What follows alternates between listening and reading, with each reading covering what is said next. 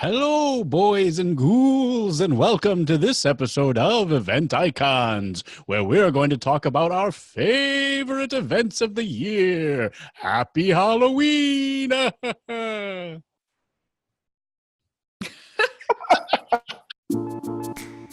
It's Wednesday at 5 p.m. Eastern, so you know what that means. It's time for another episode of #EventIcons. Presented by Endless Events. The show where you get to ask the icons of the events industry anything. Use the question panel on the webinar to submit your questions. Or you can hop on Twitter. Submit your questions with #EventIcons. We'll be answering your questions live during the entire show. Before we get started, the more people we have watching, the better conversation we can have. So please help share #EventIcons on Twitter and Facebook. Just tell your friends to watch at www.event-icons.com. Now, without any further delay, this is #EventIcons.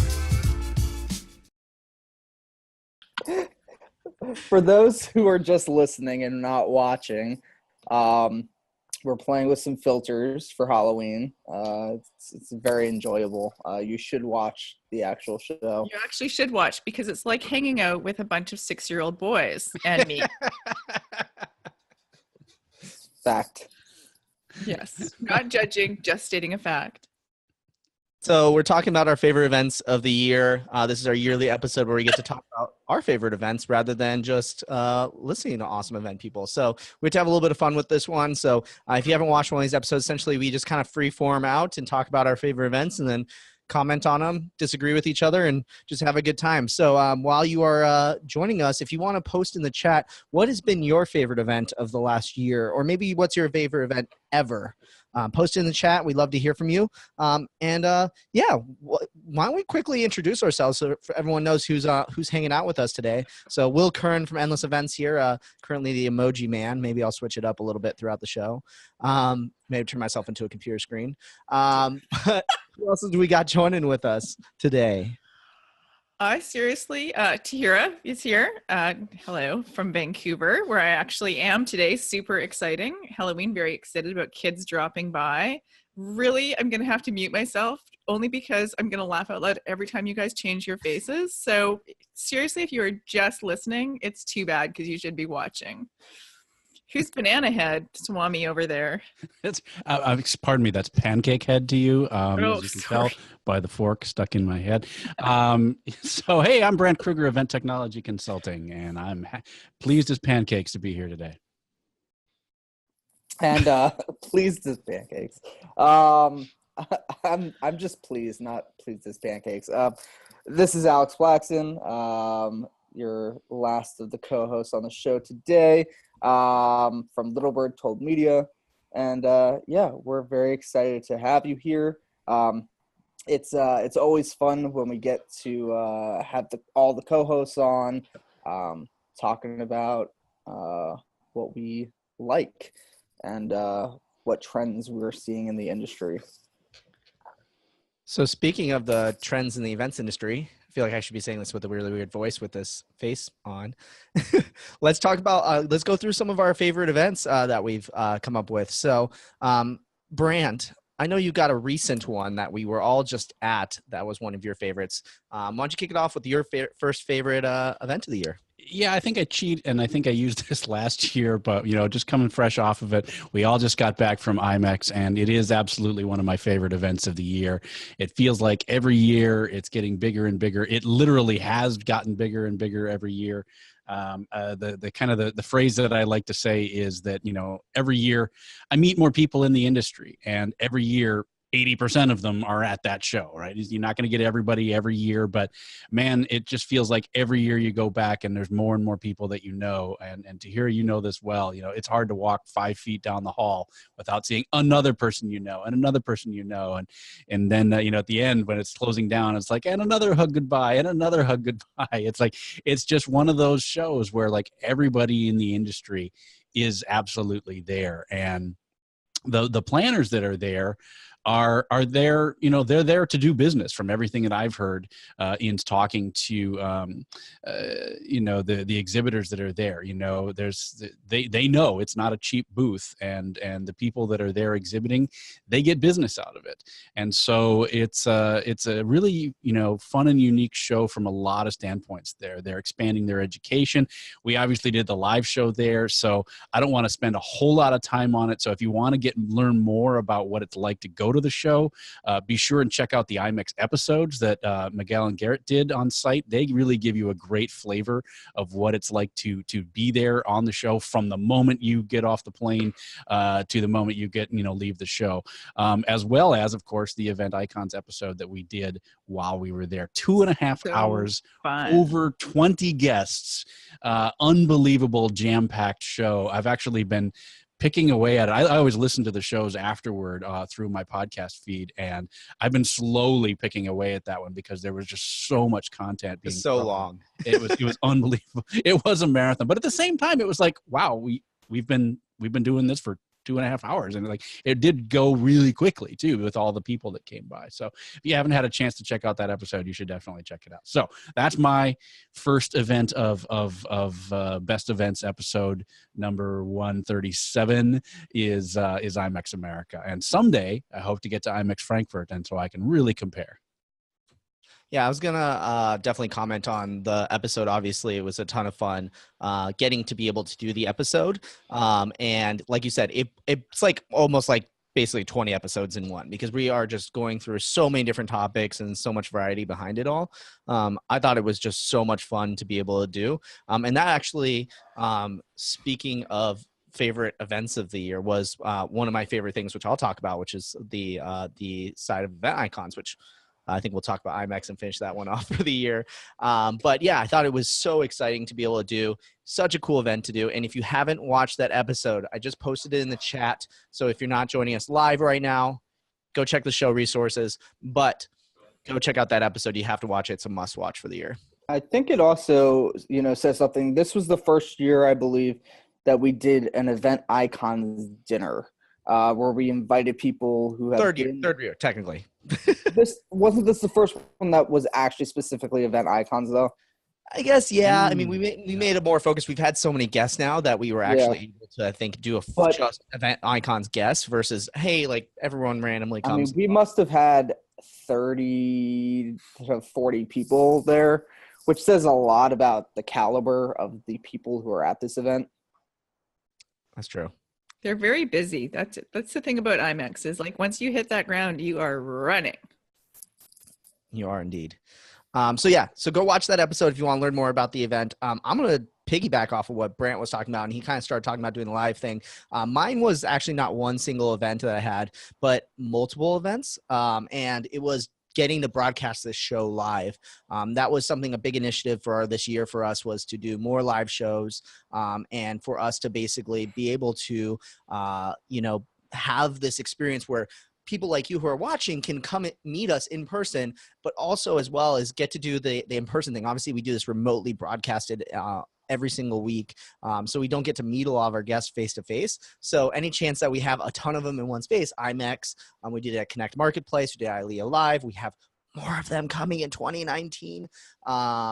It's really, really awesome and exciting to be able to do those. I think the biggest learning that we've had from it is just how much time flies when you're doing it too. So the first time we did it at IMEX, 2 years ago, whatever it was, my gosh, we've been doing this forever. It was just like, it blows through really, really quickly. And I thought to myself, this time when we did the episode, IMEX, I was like, we probably did as many people we did like 3 times as many people we've ever had on the show, 23, 28 people. I always mix 8s and 3s up. But yeah, it was super duper exciting to get to do. We'd love to know from your guys' end as well, by the way, as we start to do more of these, let us know where you want to see us. Do you want to see us at WEC? Do you want to see us at Convening Leaders? Let us know, and we'd love to hear you in the chat or in our comments or tweet us. Pretty much anywhere you are, just hit us up, and we'd love to hear from you on the feedback of what you guys thought. It was super duper exciting to get to do those live shows. And I think one of the things that we're doing, teaser for future as well, is we're upping the production value even more on them. So stay tuned for those as well, because we realize you guys all love them. So I don't know. We do actually have a comment coming in the chat from Kelsey that says that ILEA Live is her favorite event, and that it's an amazing group of event professionals that feels like a family. So cool. That's awesome. And yeah, and we got to do EventIcons live from there too. So that was really exciting. And she says our faces are scaring her. Are they really scary? I mean, there's a lot worse filters on here. If anyone didn't know how we're doing this, by the way, if you want to get a little on the secret, you're gonna have to stay tuned to the end of the episode, and we'll tell you how we're doing this magic. This voodoo. So, all right, that's next? me and Brant's favorite first event. Does anyone want to go next? Sure. While we are on the topic of industry events specifically, one of my favorite events this year was Meeting Professionals International's World Education Congress. And one of the reasons why it's one of my favorite events this year is because they really took a leap and did some new stuff this year, which we're hoping to have them on a future show to kind of discuss what that process was like. But they did some really interesting things. A few things that come to mind. The keynotes, they had risers brought in. So rather than it just being straight theater seating, they had risers, and they called them pep rallies. And leading up to it, I was kind of skeptical. I was like, okay, they're calling this a pep rally. It's kind of cheesy. What's this really going to be like? But they knocked them out of the park, and people were excited to come to these keynotes, regardless of who the speaker was, just because it was a nice break and it was a good time that we could all kind of be together. And then other things that they did was they took all the breakout sessions out of, these side rooms, and they put them all on the trade show floor in these little spaces. And we thought that, like, as a speaker, I thought sound was going to be an issue. I didn't have any issues. I heard there were some other people who may have had some issues, but I thought it worked out really great. Every session that I was in, it seemed to be really productive, and you weren't really distracted by anyone else in the trade show area. Of course, there's improvements to be made, but what's nice about an event like that is they try it so you don't have to.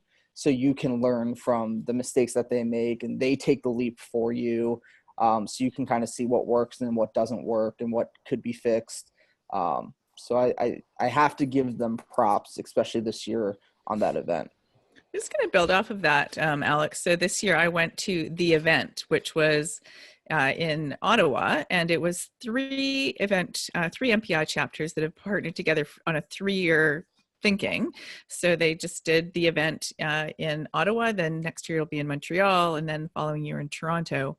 And they also did a lot of really great things with particularly the breakout sessions. So they had, each room was sponsored by a destination, and then each room activated it in a way that was appropriate to them. And so it was really great to see, Edmonton did an escape room, and so instead of a breakout, you actually went into an escape room, which was really fun.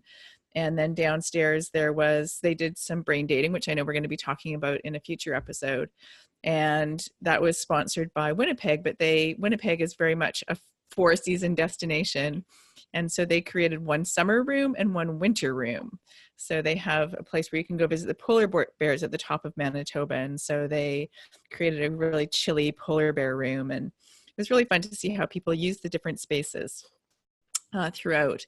And also how they really just tried to rethink the way that everything was being approached. So, still some, let's call them standard things, our morning keynotes and our closing, and some really great work done audiovisually, but also just the way that when you walked into a room, you really got a sense of the place. And then each session was really tied into if it was a session that was more on play, it was in the Quebec City room, which was more, balls and mats and those kinds of things, for example. So really good to see them taking that, what, is happening at WC, and extending that design through into what they're doing. So pretty fun. I have a kind of a open-ended question for you guys. We've obviously talked. I don't think we've ever answered this question on doing this episode. So what do you guys think makes an event your favorite? So like, is it because we all get to go to a lot of events. We all produce events. I love Brant always says this, that like the cool thing about our show is that all the hosts, we're all active in the industry. We're not just talking heads who talk about the industry. We actually all have our day jobs and everything like that. But what do you guys think makes it one of your favorite events? Like what's a criteria checkbox that you guys kind of look for? I look for something that surprises me. With as many events as I go to, sometimes, especially when I'm going to all these different destinations, people ask me, "Oh, wasn't that city great?" And I'm like, I don't know. I spend all the time in the hotel and the convention center. So, they all kind of start to look alike. And sometimes I even forget where I was at some point. And so it's really nice when I can go to an event and it stands out. It does something different, whether that's the way that they present their breakout education or their keynotes. They just need to surprise me and make me feel something different. Events can become very stale when you go to as many as I do. So that's kind of what my criteria is. Tahir, what about you? People. Oh, and followed by some more people. And then of course I'm always looking for positive surprise and delight. So I want there to be food and or beverages that nourish people instead of just beige things. That always makes me happy. And it's people. I am a connector and a collector of people. So it's about who's there and about how we can spend time together. I mean, I think I have my criteria for sure, but I think, yeah, like an event can be really simple and, I'll use words like plain Jane, right? But if you have amazing people, and that's one of the reasons why we got in the events industry, we love working with people, I think it can completely shift everything. One of my favorite events wasn't on the list, but I get to produce an event that literally travels all around the world. And to be honest, it's nothing crazy. We don't bring in like major keynotes. We don't do anything crazy with the production. It's literally just about having a cool location. I mean, even the location is, we're in tents in the middle of nowhere, so it's not really that special. But then it's about the people that get put together in it. And I think that can turn an ordinary event to something extraordinary. Brant, what's one of your criteria for favorite events? Well, and this will be one of the ones that I actually do for my favorite events of the year is polish. Like polish goes a long way, right? It doesn't have to be a complicated event. It doesn't have to be, have everything in the kitchen sink thrown at it. As long as it's got, a little bit of polish, and clearly, they've thought about the attendee experience from start to finish, as opposed to concentrating all their efforts. I know it's crazy, right? Concentrating all their efforts on the GS and, then ignoring everything else and registration and things like that, so really looking at it from start to finish is part of that polish, I'd say. Ooh. What's some of the, well, I guess when we get to your favorite event, you'll talk a little bit about the polish like it's kind of put in. What any other criteria that you guys look for when you're defining what your favorite events are? I think taking advantage of the location. Oftentimes, there's an opening reception or a closing reception, and it's a unique venue in the city, and so we get to get out and travel. And sometimes, like I went to one event where the city had 2 convention centers, and literally the opening reception was in the other convention center that we weren't using. So like I had never been to that city before. And so for me, it was just, okay, I'm not seeing any of the city, I'm seeing the 2 convention centers. So I really like when they take advantage of the location. If you're going to go somewhere and you're going to change locations every year, I like to go to events where they actually take advantage of that.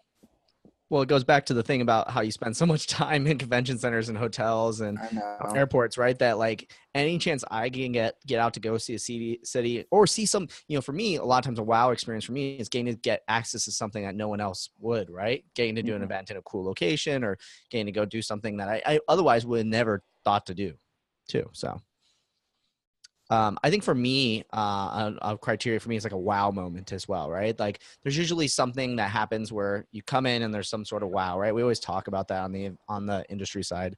Whether it's a pumpkin on top of Brent's head or, me being lit on fire and shooting lightning bolts out of my eyes. You want some sort of like wow moment that happens. For me, some of the picks that I have on my list are things where like the whole event is a wow experience through the whole entire time. Obviously getting to meet so many awesome event icons. That goes back through, right? Thinking about the experience from the beginning to the end, and even to Alex's point, right? Of having to move from one convention center to another. That's not thinking, about what's going to be best for the attendee. That's thinking about what's going to be easiest for the locations. And sometimes about not easiest, but it's also about, it comes down to things like sponsorship. And so it's about really thinking about how do we create a sense of place, show off partners, but show them off in a way that adds to the attendee participant experience and really creates something that becomes really memorable. Speaking of activating sponsorships, Tahira, you have some really cool events on your list, and I think some of them have activated sponsors in really cool, unique ways. Do you want to kind of throw out one of your next favorite events that you have? Well, one of my next favorite events doesn't have sponsors, so I'll move on to a different one. So one of the events I went to this year that was really unique for me was called Eventing the Future, and it takes place in New Zealand. It's going into its 19th year now. But what was great about it was the way that New Zealand as a whole approaches events. So many of the people at this event they actually work for the city councils. And so whether the city is 10,000 people or 500,000 people, that they are using events in thoughtful ways as community drivers and economic builders, and really doing it in a way that just makes so much sense. So they are looking at how do they bring, it's really that marriage of tourism and meetings.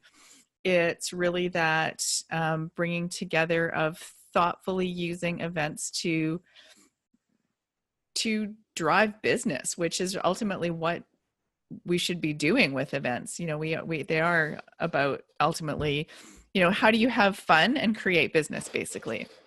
So while the event itself there wasn't a lot of wow moments, they really did took a sense of the place, which in this case was Christchurch, New Zealand. And for anybody who was at IMEX and saw Julius's talk, he talked about Christchurch. And, they 9 years ago had an earthquake that decimated much of the city. And so the gala dinner was actually in the cardboard cathedral. So it is a church that is literally made out of cardboard tubes. And so we're seeing those used a lot around the world in sustainable housing. And to see them used in this way was really, really unique. And I think that when you can use something like that, like so cool. And then just to be able to have the perspectives of people, we talk about how do we measure events. And so one of the people I met was a man named Shane, and I forget his company, but I'll look it up for you guys for the resources. But what they are doing is creating a data modeling that shows the impact and legacy impact of events from a social perspective when we hold them in communities. So that's something we talk about here, but we haven't seen it done. And so they're doing it. They're doing it in a very meaningful way in New Zealand. So I think that when we have those opportunities to go to places where we can really get a unique sense of the culture, as well as see how events are just being so thoughtfully used, is really special.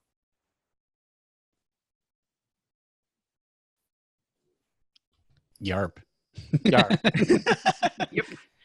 And that's all, folks. That's the whole show. So, I think you always have like the most thoughtful things to say about events. And by the way, guys, if you have never read Tahira's book, she like mind blows you about events. And I think one of the things that is really cool is that you're always constantly looking for what's unique. And I've been to a bunch of events with you, Tahira, and sometimes I'll be like, wow, this event's so great. And you'll be like, well, it could be better in this way. And I love that you can always constantly be looking in a unique way at the events. And I think sometimes as event professionals, we also sometimes do that too much. So my question would be on Alex's end, what's one of your favorite events? Because obviously, you know, I know you're also one of the most critical people about events. So when someone is marked as one of your favorite events, you know, why? So I'll let you jump right on. Yeah, so one of my favorite events, and unfortunately I was not able to go this year because I was speaking in Mexico at the time, but I have been 3 times, and without a doubt, and I'm sure I've mentioned it on the episode, you know, last year, is Inbound. And one of the reasons why it's my favorite event, or one of my favorite events, is it's one of the few events I go to every year, or try to. For me, you know, it's for my professional growth, um, and it's funny because there's so many educational opportunities, and sometimes you just want to sit there and be inspired, and that's an option for you at this event. You can literally sit there all day and not go to a single breakout session because there are keynotes happening all day, concurrently with every breakout session. So you can sit in the big ballroom and just watch famous people talking all day about the things that they're working on and their stories. And I have sat there and, you know, gone to one breakout session, and the rest of the day I went to keynotes. And I walk away from that event just feeling inspired, and kind of rejuvenated. And the fact that that's an option for you, is kind of what makes this event so special, is that they really do critically think about all the different types of attendees and what they want to learn and what their goals are of the event. There is no cookie cutter, okay, you know, everyone's going to be going to a breakout session at this time because they're here to learn about this. They really give you options, which I like a lot. And it's a big event, and not everyone has that capability. But the fact that they do, and they've grown very, very fast. And we've talked to their team on episode 119 about how they get this education and the growth of the event and what they've been doing. And it's worth watching that episode because it's some fascinating information. So, Alex, since you missed it this last year, did you have major FOMO and definitely going to be back next year? Oh, I totally had FOMO. How much of that did you feel? How much do you feel that was personalized? Like, how to what extent did you feel it was personalized for the individual attendee on an event that scale? It's got to be difficult. So they have different tracks that you can go on if you are there specifically to learn about a certain thing. But it's always hard when there's so much education because it can be overwhelming as an attendee. But they do a good job of setting up a lot of filters for you. And just, I wouldn't say that they're to the point where they're setting up AI where you can kind of fill in a quiz and it's going to tell you what sessions to go to. But I would not be surprised to see that down the road. I was just curious. I mean, what's your take on that? I mean, so I was asked about that in a survey about kind of where I thought the personalization, because there's obviously a trend toward that, but let me get your take on that first. You know, how far down this personalization road do you think we're going to go?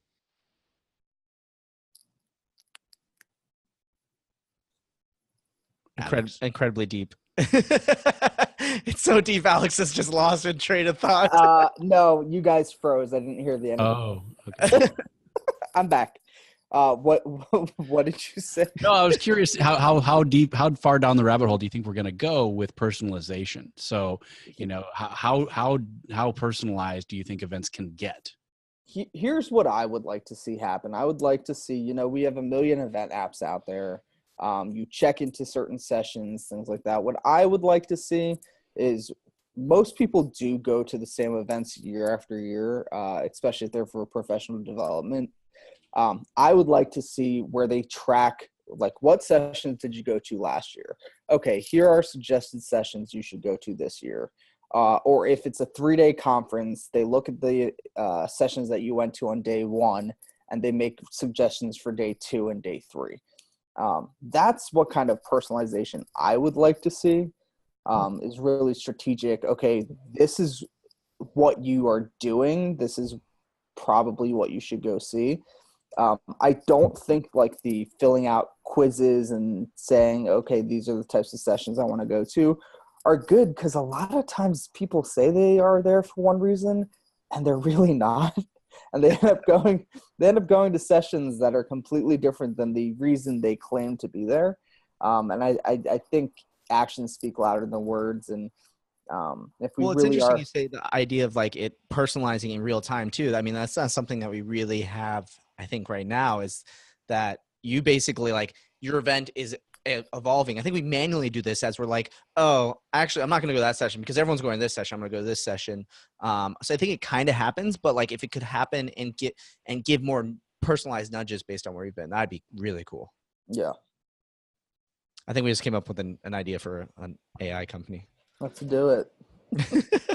Well, my concern was that sometimes when folks get a hold of the shiny and new, they take it to the extreme, and at some point you have to cut off the personalization because you're doing a group event, right? It can only be so personalized. You can't actually please all the people all the time, and so that was kind of my concern, is that at some point people try and take it too far, and the personalization, I think, might be a little much, to the point where they're losing focus on the event as a whole, if that makes any sense. I agree, and it is based on the size and the options that are available. I mean, if you have 3 breakout sessions happening concurrently at a time, that size event is not the kind where you're going to be like, hey, you went to this one, so you should probably go to this one too. But when you have 15 concurrents going on and you're going to 8 sessions a day, there are options and possibilities for personalization. I wanted to talk about one of my favorite events while we're on the topic of like utilizing technology to making the event experience better. It's really hard to take me seriously right now, isn't it? So an event that was on my favorite list, I think that was my wish list of last year, was C2 Montreal. And this year I got to go, which was so cool. And awesomely enough, we have them coming up on the show in 2 episodes or so. So make sure you come back and watch that episode. And we have one of the founders from Sidley coming. And yeah, so that event was on my favorite list for so long, and I got to go. And I will tell you, nothing prepares you for going to that event, because you hear about like, oh, it's so innovative, it's so many different ideas, and it ends up being something completely different than you expect it to be. But that was an event where you went in and the technology seemed so seamless and it worked so well and it helped push you in the right direction. And we actually, one of my favorite things about it was brain dates, which we're doing another episode on in a couple episodes. So you'll get to learn all about what brain dates are in a couple weeks. But I just absolutely love that event because they did such a good job using the app and the data to push you in all these different things and different places you can go, and also just notifying you as things changed as well. It was just all super seamless, where it didn't seem like, I think for the first time ever in at least a year, that I've downloaded an event app. So if that goes to show you how well I thought it ran, there you go. I would say it's very excellent. Oh. For those not watching, Boo. there is Wow. currently an egghead. Hey guys. All right, yeah, that's one of my favorites. And we're gonna talk all about that episode coming up soon. So I don't want to spare you guys with this long list of why it was my favorite. But brain dates and the use of technology was pretty freaking awesome. So, yeah. So Brent, All right, what is your second favorite event? So I'm cheating on my second one because I'm going with a genre of events, which is technology events, specifically like traditional Silicon Valley technology, right? So what was interesting to me is over the course of the last year, we saw Apple, Google, and Microsoft all take their events, bring them over, cross all the way to the country, and do them in New York. And not just anywhere in New York. They did them in kind of unique venues, right? It wasn't just, the Apple one, at least that was, more of a theater. So that was a little bit more traditional, but the Microsoft one, from my understanding from people that went there, was a pretty unique experience that involved, couches and, some of the more unique seating arrangements and things like that. And so, I kind of wanted to just highlight that seems to be an interesting trend, that despite the fact that Apple just spent a gajillion dollars on a new headquarters with a brand new spanking new theater designed for this exact very thing, they decided to, take it across the country and do their iPad event, in New York. And kind of same with Google, very much a West Coast presence. And they decided to release their, new flagship phone in New York. So I just think it's an interesting trend that we might want to keep an eye on, is that we're starting to see, these kind of traditionally West Coast companies moving their events around and trying new things, not just the traditional keynote of sit and listen to someone speak for, 2 hours straight. They're coming faster, they're getting shorter, and they're, trying new things. I did hear that some of the press was a little grumpy about having to sit in couches with their laptops while they're trying to live blog stuff. So that is something you have to pay attention to. When you start breaking the mold and trying new things, is, you always got to, again, go back to your audience, go back to knowing your audience. And it's great if you want to offer some alternative seating, but some people might want the regular seating. They might want, so that's when you start getting to kind of that tiered seating, where you've got some alternative seating, some theater seating, some table seating, so that people have, the opportunity to kind of drift to whatever is going to make them comfortable. So that was my second one, is I cheated and I did a genre. I think you're going to see more of these technology companies branching out from the West Coast also, just because they're branching out from their headquarters also. With cost of living rising in the Bay Area and Silicon Valley, a lot of them are creating offices elsewhere.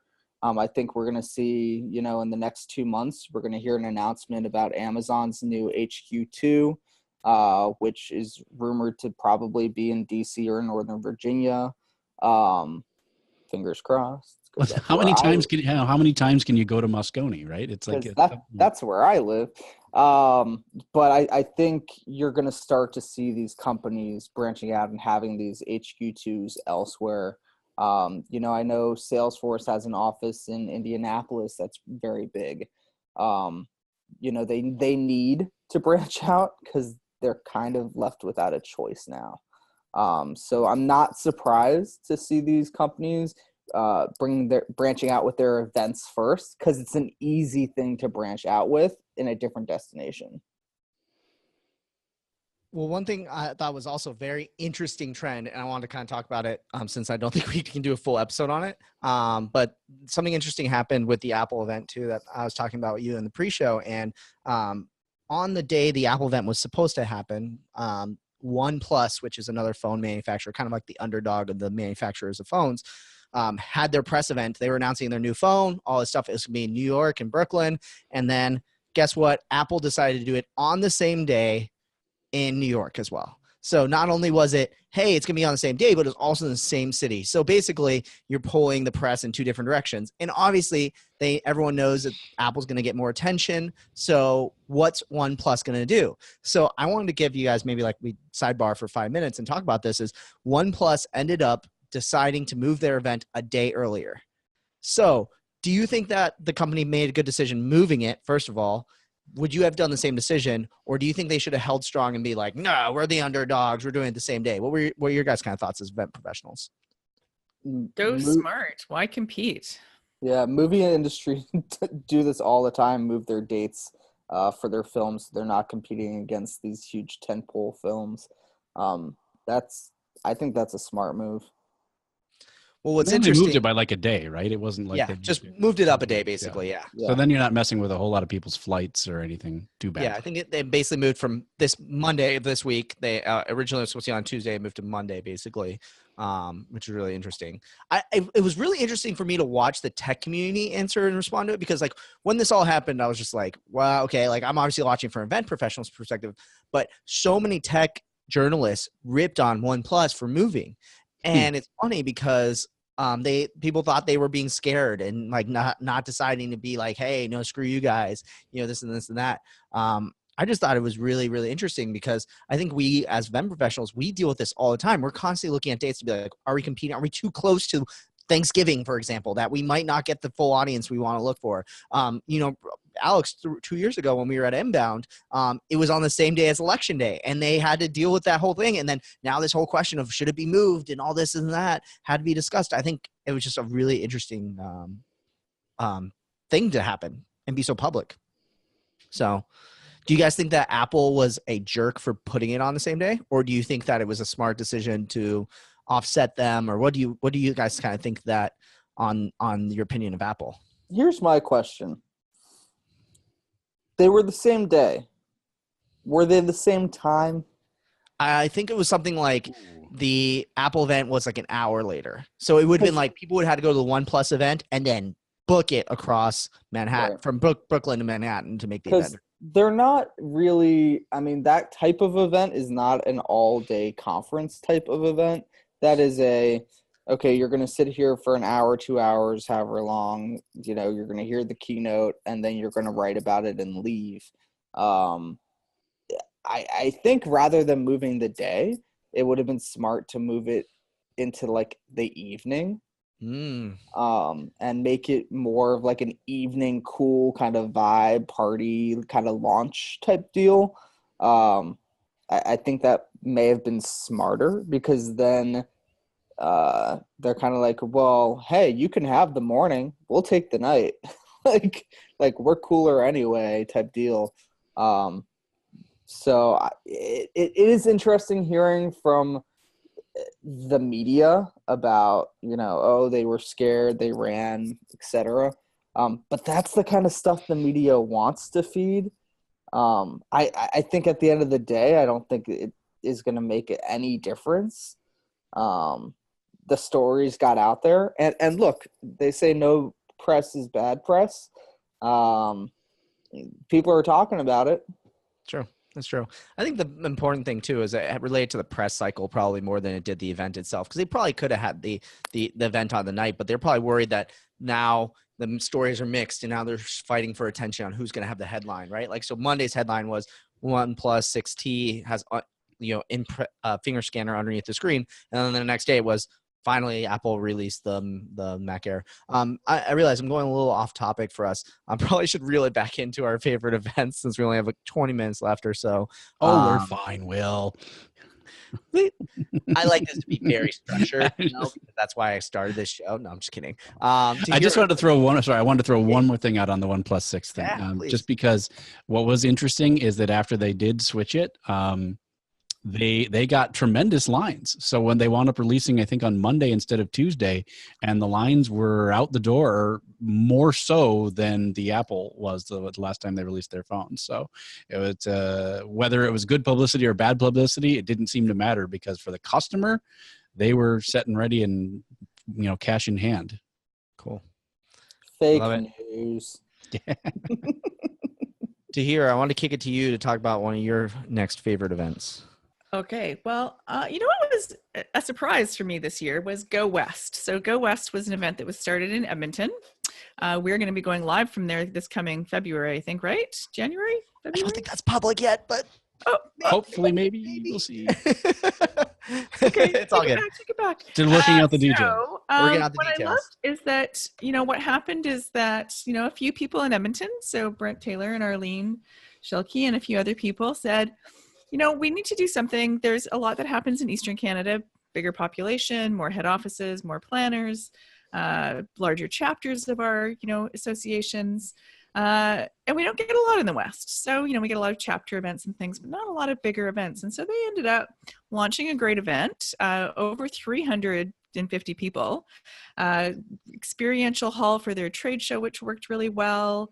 They did all one room pretty much so full on just plenary sessions, but great sessions, some really funny speakers, some really thought-provoking speakers. I have pages of notes from just staying in one room.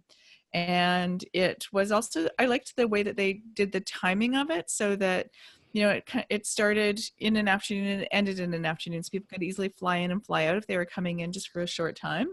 Cool. And although Edmonton, can be a bit chilly, it is a 4-season destination as well. Beautiful, clear, sunny blue skies, opening event in an igloo tent, so much fun. So I think that what they did was really great last year, and that they're doing it again this year is going to be excellent. I look forward to see what they're going to do, because they're really willing to, the nice thing about having an event of that size is that you can push the boundaries a bit and test things out, and to be willing to do that is fantastic. So I was really happy to see them do that. And they're selling out.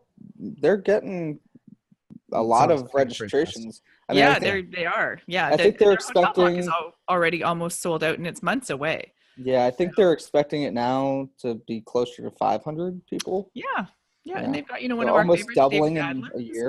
gonna be, keynoting for them. So I'd also like to point out that I have this really fun Halloween lava lamp today. So don't judge me. Heroes missed out on this filter game, so she brought out the sunglasses and the lava lamp. I love it. I did. I didn't want to be all like alone without filters. It's okay, Alex. We're still waiting for yours. Maybe put the hood on or something. I'm wearing different glasses. Yes, they were blue. Now they're green. Now they're green. So one thing I was going to point out, while we have not confirmed a certain podcast being broadcast live, you will catch for sure me, Alex, and Tahira speaking at the conference. So we'll be there doing our different sessions, and maybe we can see Brant's shining face when we do the live broadcast as well. So we'll see. So stay tuned for that. There'll be tons of announcements about that sort of stuff coming up. And do you know what they're doing today, which I think is so nice, is Feedloop is one of their sponsors. And for 24 hours until tomorrow morning, if anybody who registers who's not already registered gets a copy of my book. How fun is that? Ooh, I saw that. I know. I'm like, that's so nice. I'm so appreciative of that. So cool. So if you haven't read Tahira's book, go sign up and get Tahira's book. There you go. Yeah, mine's in there somewhere. There's a lot of books. It's all good. And a lot of comics and things. A lot of too many comics. All right. Next favorite event. Alex. Yeah. I'm going to go with a heavy hitter. It's been a while since I was there in person. It's been a few years, but I follow the conference religiously on social media, and the event is Dreamforce, which is Salesforce's big event. It's a citywide in San Francisco, and what I'm really impressed with what they do is they have first of all, they take over the entire city. So every hotel room is booked. The Moscone Center downtown in San Francisco, every hall is being used for different things. There's 2 giant expo halls in 2 different buildings. They have sessions in movie theaters and hotels on the outskirts of right by the Moscone Center. And it's massive. It's like 135,000 people. But what they do really well is, again, similar to Inbound, you kind of have options. But with their education, they have specific keynotes for different products. But they also do themed days. So one of the days is all about women empowerment. They have these incredible speakers talking about that. And another day is about wellness and health. So they have people talking about that. And then they also have, they close down a street and they have this outdoor park that you can sit in on, and you can watch keynotes on the screen from there. They have music acts playing. They do a lot of CSR stuff. But just the way that people talk about this event on social media, it's really easy to go see what's so incredible about this event. You can search for the hashtag DF18 to see what happened this year. But they just do a really good job of making. Wait, their hashtag is DF18? Yeah. That's awesome. Yeah. Super short. It's a key. but the way that people talk about these events, because the experience is so unique to each person, because there's 135,000 people, you really can see how it's a million different events in one. Um, and then they have a big concert. I think Aerosmith may have been their performers this year. Who Um, doesn't love a little Steve Tyler? I know when I was there a few years back, it was Foo Fighters, and yeah, they just do an incredible job of making it memorable. It was funny.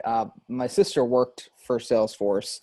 She recently took a new job, but she sent me a picture of their lobby, and they had they have little mascots, a bunch of little mascots for Salesforce, and they had this like mechanical kind of stand with all the mascots moving around, similar to like Chuck E. Cheese, where the animatronic like mascots, dance around. And they, after Dreamforce, they put it in the lobby of one of their buildings. It's very Disney World-esque, and honestly, when you walk into Dreamforce, that's what it feels like. You feel like you're entering a different events. Yeah, it really is. It's like the Disney World of events. If you haven't been, it's worth going. The expo hall is incredible. Tons of swag. They literally give attendees backpacks when you register, because you're gonna fill those backpacks with swag. That's awesome. It's a unique experience. It's worth going one year if you have the opportunity to go. I was just going to give you props. I just looked up the DF18 Instagram hashtag. If you're looking for ideas for corporate events and just want to see, like, the pictures and the branding is so fantastic. And even their account is really, really well done as well. It looks so bright and exciting and fun. And definitely go check out these hashtags in their Instagram account. They also do something leading up to the event that's really unique, and I've done it for a couple of my clients as well, kind of based off of what they did.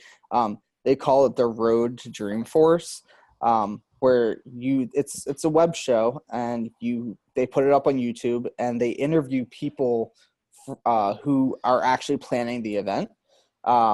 And they basically tell you kind of what's going to happen at the event, what's new this year, what shouldn't you miss. It's worth looking at Road to Dreamforce. It's really good marketing for the event too.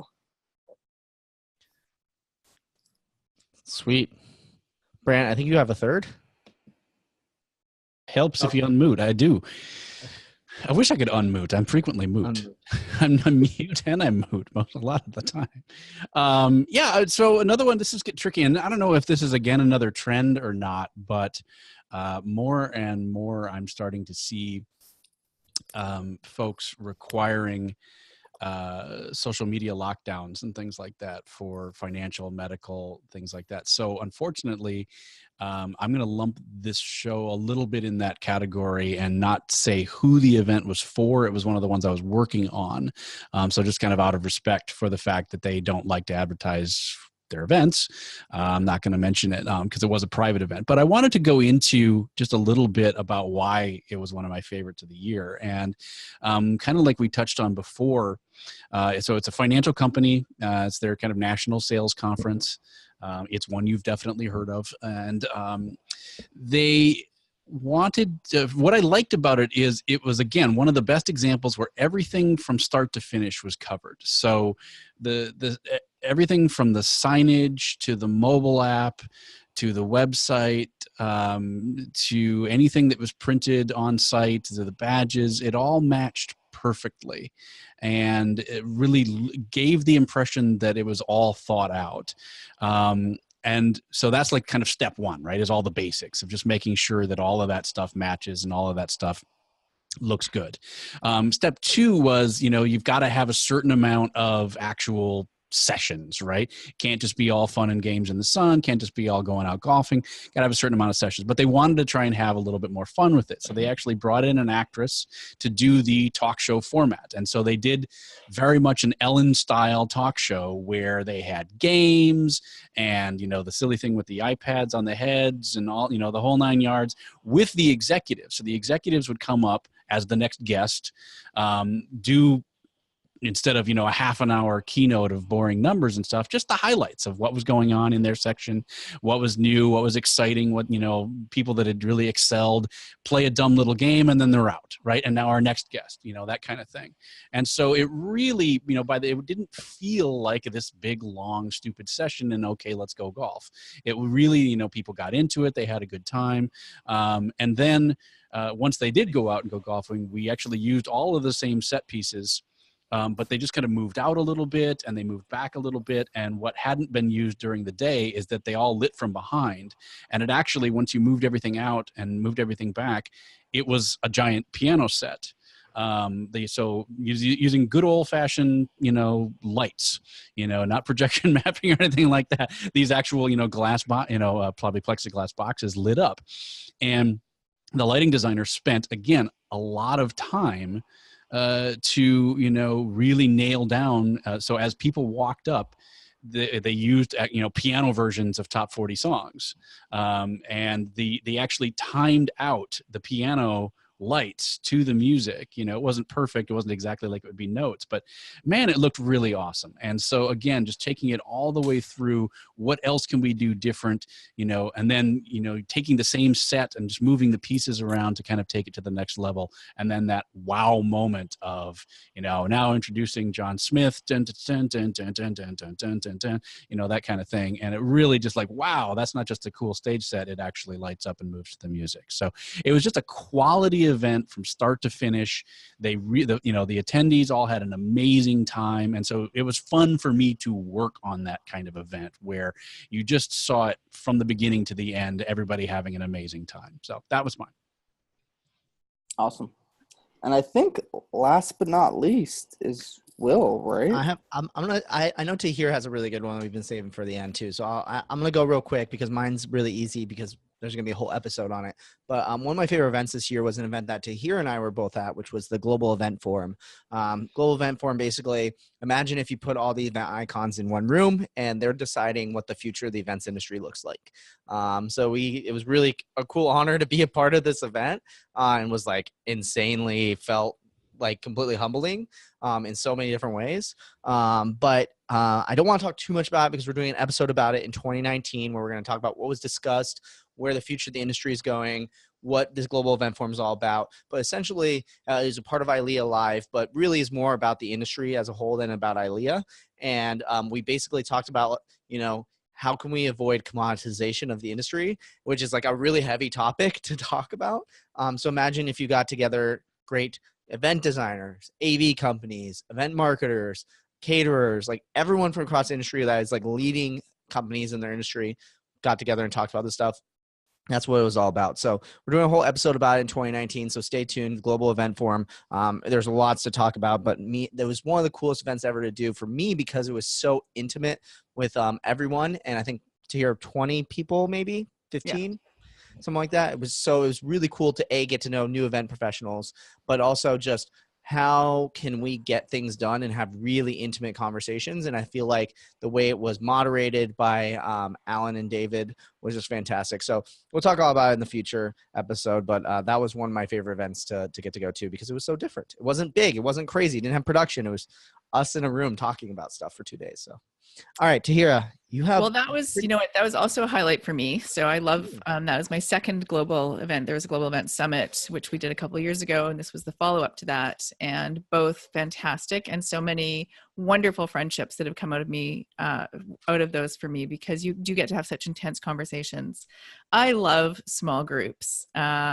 When you get to really do something that is really a much more intimate experience.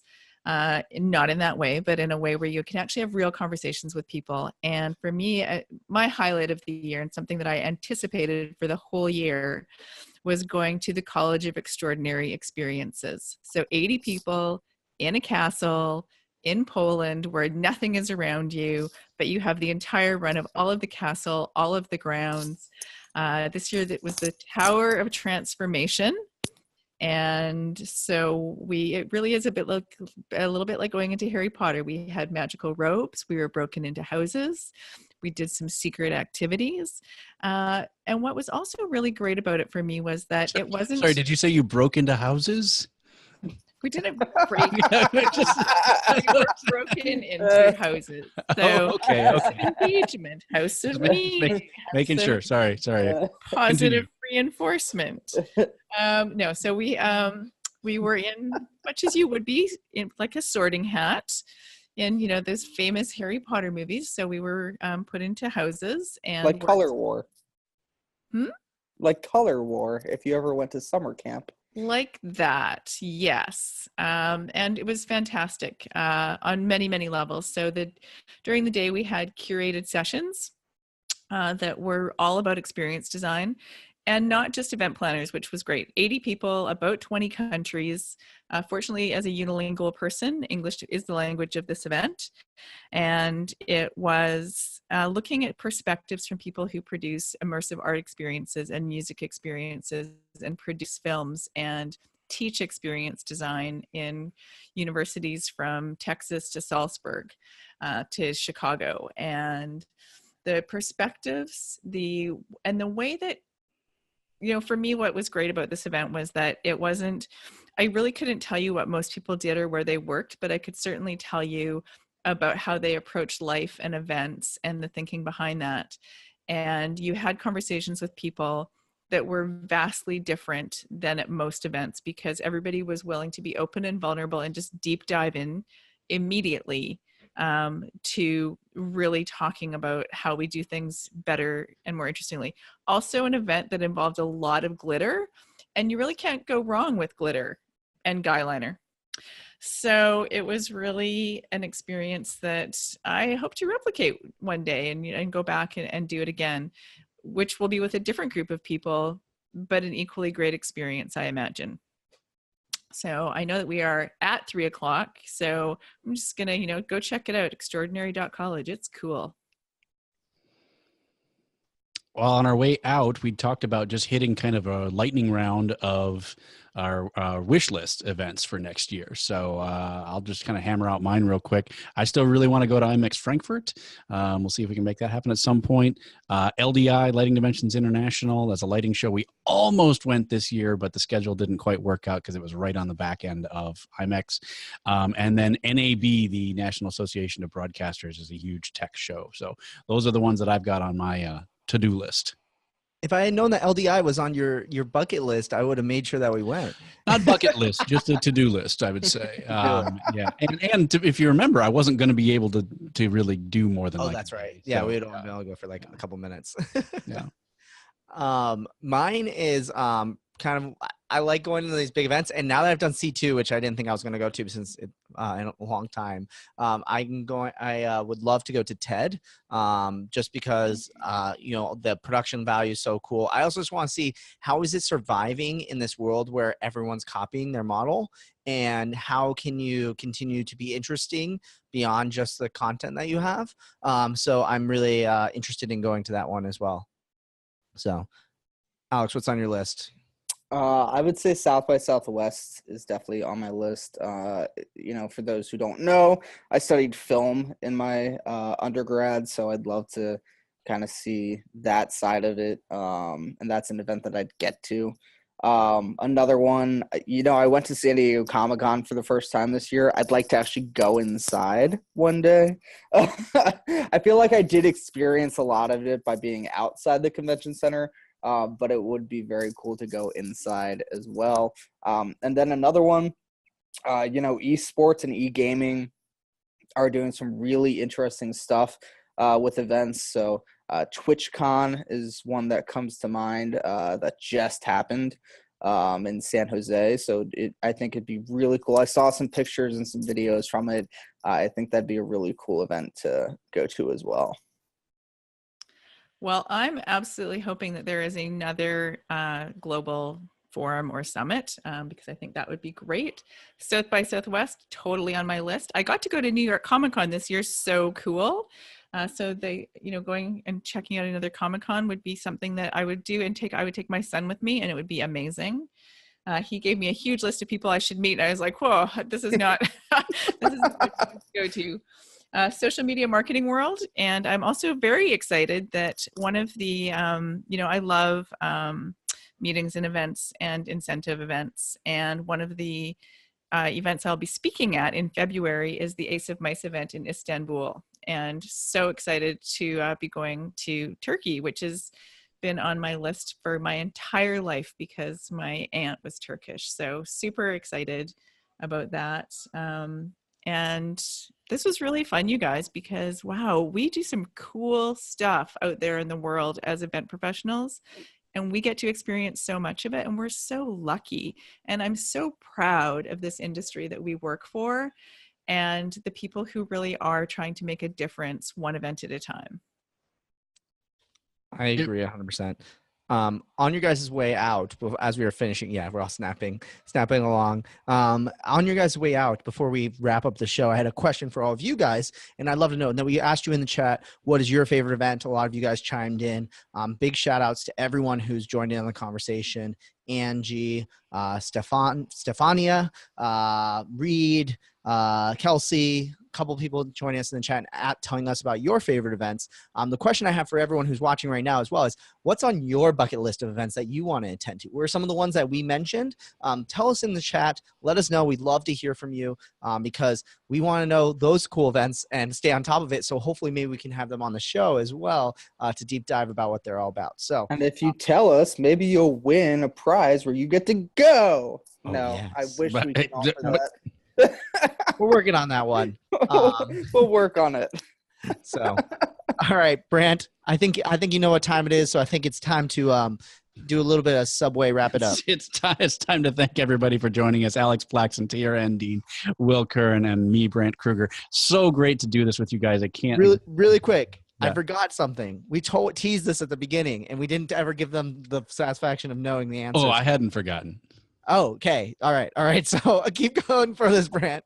All right. No, it's all right. Yeah, the filters that we're using on the show today are absolutely ridiculous. And it's so if you do get a chance to look at the video, jump on there and check out the video because it is well worth it. Even if you just scrub through and look for the silliness, it's going to be funny. So Snap, for Snapchat, Snap Glasses, all those things, they came out with a desktop app. So it's called Snap Camera. It's for Mac and Windows. This is kind of the first day that we've played with it. I will say it is resource intensive. So there's been some times when my computer is almost locked up. It sounds like yours did lock up. So I was switching back and forth between too many too fast, and then it crashed the app, which then crashes the camera. So play at your own risk. It's brand new. It just came out. They launched it very quietly. So just do a little Googling around, and it's a Snap Camera. But the filters are ridiculous, and they're actually really pretty good. So we had a lot of good fun today. Event Icons is recorded live each Wednesday at 5 p.m. Eastern. You can watch behind the scenes on Facebook Live. It's released the following Tuesday on iTunes, Pocket Cast, Stitcher, or whatever your favorite podcast app is. It's available at event-icons.com along with the show notes, links to the resources shared. That really is the best way to join us live, is to sign up at event-icons.com. You can join us live there on the chat. We don't have to mess with any of these other things. It's embedded in the page right there, thanks to the folks at Chatroll.